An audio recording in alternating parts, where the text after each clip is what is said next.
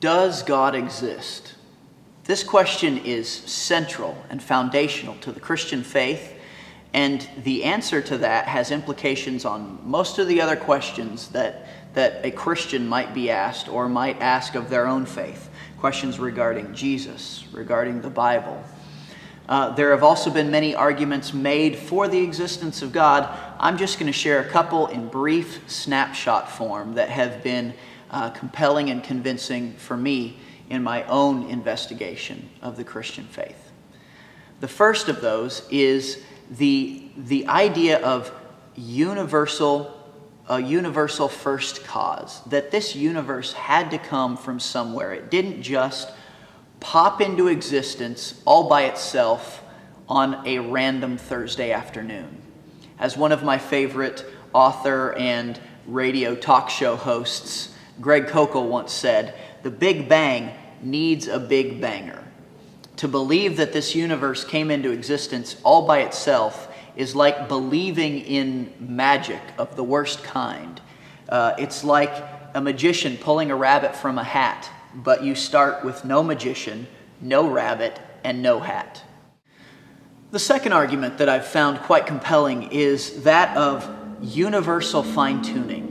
Now, this is the idea that the universe that we live in has very specific constants and conditions that were necessarily set exactly the way they were in order for life to be possible. In fact, in order for the universe to exist as we know it at all.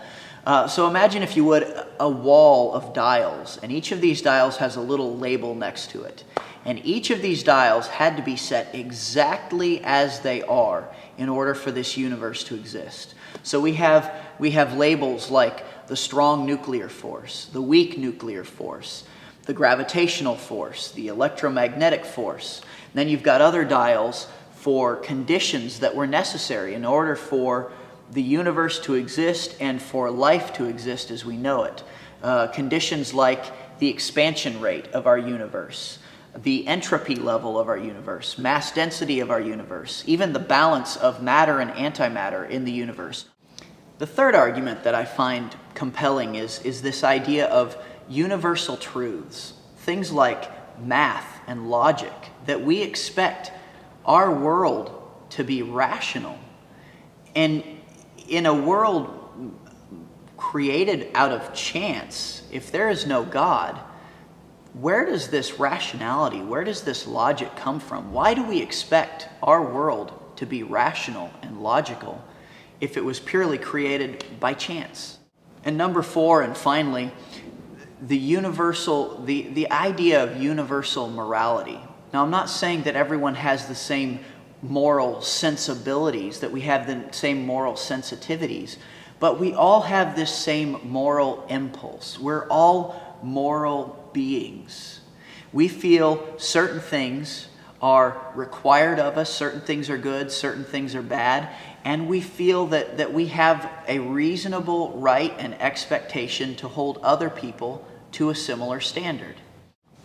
So when I began to look at these arguments one after the other, the argument from a universal first cause, universal fine-tuning, universal truths, universal morality, and many of the other arguments, I began seeing that the answer with the best explanatory power to all of these questions was the reality of the existence of God.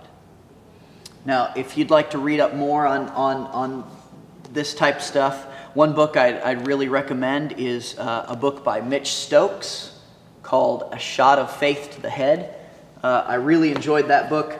I've got a pretty sizable loaner library, so if there is, if you'd like to do some more reading on any of this stuff, I'd be happy to loan out some books. Just come and find me. And yeah, that's it.